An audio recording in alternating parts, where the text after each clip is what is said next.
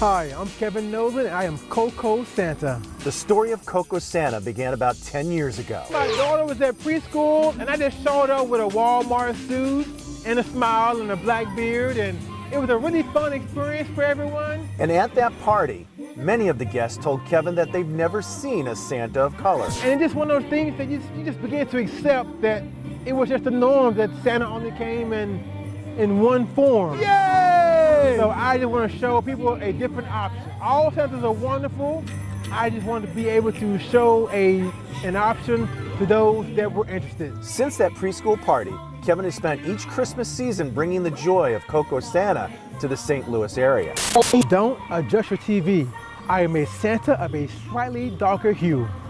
Wonderful! Nolan says it feels good to show that the magic of Christmas is for all. Representation matters, so it's really important to be out there and just show people that Santa comes in all shapes, sizes, and hues. And this year I decided to come like this. And sometimes the grown-ups are more excited than the children to see Coco Santa. Oh my God, he's so natural. His beard is natural, it's believable. He has a great jolly spirit, and he just brings love wherever he goes. Nolan's wife has also joined in on the fun. It's like floating on cloud nine, to be able to be around the children, bring them joy, hear what they have to say, interact with them. We play games, do all kinds of things with them, and just bring the magic. With another season almost in the books, Today is our last day. the Nolans are already thinking about the future. I will keep doing this as long as I can. I plan on being Santa for years and years and years. The joy never goes away. Can't have Christmas without Coco Santa. I have a feeling that Coco Santa will be around for a very long time.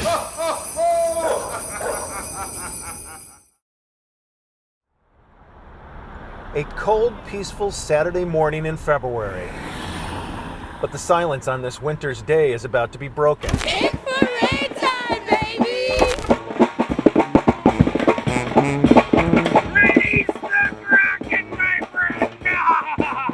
Canceled last year because of the pandemic, Let the good times roll! the St. Louis Mardi Gras Parade was back with crowds, beads, and high spirits. I think today is going to be fantastic. People are tired of, all the restrictions and being away from each other, and this is going to be a celebration of life. Not too cold, no. I got a glove. I wanted one just for my drinking hand, but I've got two, so I'm good.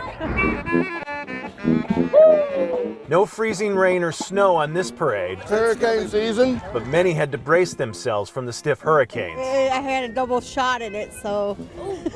And if the most famous New Orleans cocktail wasn't your thing, there was plenty of brew to go around. Mardi Gras is back! And those words were heard over and over again. Mardi Gras is back. Hibernation has lasted long enough. Yeah, we're still not back to normal, but this is a step in the right direction. It's time to let the good times roll. Laissez les beaux temps rouler.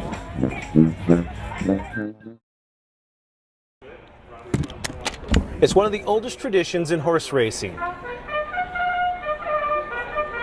Back in the 1800s, they had the caught post like 6 minutes prior to a race, let you know that, hey, the race is getting ready to go off. They're getting ready to head to the gate to get in there, so you better get your bets in. 34 notes in the key of C.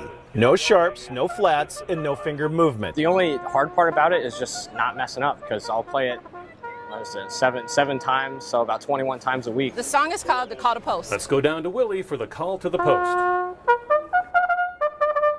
And the song only lasts about 15 seconds. And they're off on their mile journey. For the lead is Mexia. And who holds the responsibility for carrying on this racing ritual? Willie Grebe, a 16-year-old Collinsville High School student. The first time I started here, I was definitely nervous. There was probably the most people I've ever played for on trumpet by myself. Before Willie got the job here last spring, it seems as if nobody here can remember if or when there ever was a trumpet player at the track. I wanted to bring that here, and it has been the biggest thing that we could have. He's my most popular employee that I could have anywhere.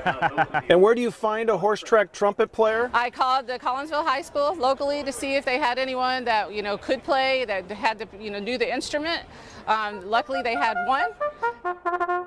They head for a home in the opener, and it's Marley's race to win or lose. And After an audition with the track bosses, He nailed it. He nailed it. Willie got the job. I mean, it definitely feels a little special and really cool. All right. Having his picture taken and meeting his fans. Feels like being a star. And Willie is thrilled to be the guy bringing this tradition back to the track. He will always be the first, and he'll be here as long as he wants to be here because it's been great. It's a great addition to the family. coming up, race number 2, we go 6 furlongs. Post time for that coming up in 25 minutes. Chesterfield Mall is a ghost town these days. It's like a little haunting looking around. There's like no people in here really. This once thriving mall is now all but deserted. Well, almost. In this near empty mall, there is a sign of life. We're not dead yet. In the 1980s, places like the Neutral Zone were popular after-school hangouts. It's very reminiscent of the arcades that I used to play at when I was a kid. The arcade craze didn't last long. By the end of the decade, they were all gone, replaced by home gaming systems. There's no reason to go to the arcade when you can have 10, 15 games at home and just have your friends over for a minute. But those kids from years ago still have fond memories of wasting days sliding quarters into arcade games. Nostalgia is a powerful thing. It instantly brings people back to their childhood. It brings them back to a safe place, to happy memories. These games automatically do it once you get in here. And for those who weren't around the first time, It's definitely a throwback. this is a time-traveling experience. It's Back to the Future. They want to live it. They want to soak it up. They want to know what it's like, and they're just into it. Wow, look at this place. I mean, it's like a museum, but it's a museum that you can play in. So I played almost all of the games in here so far because I've been here for a while. The Neutral Zone houses over 80 arcade games, pinball machines, and even a couple of skee-ball machines. Their eyes just light up as big as they could be when they see these things, and they're like, what is it? They don't even know what it is. It's really cool. It feels like a museum of video games.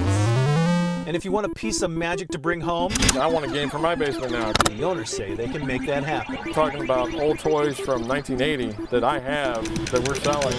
The nerd thing pays off. It's a big business.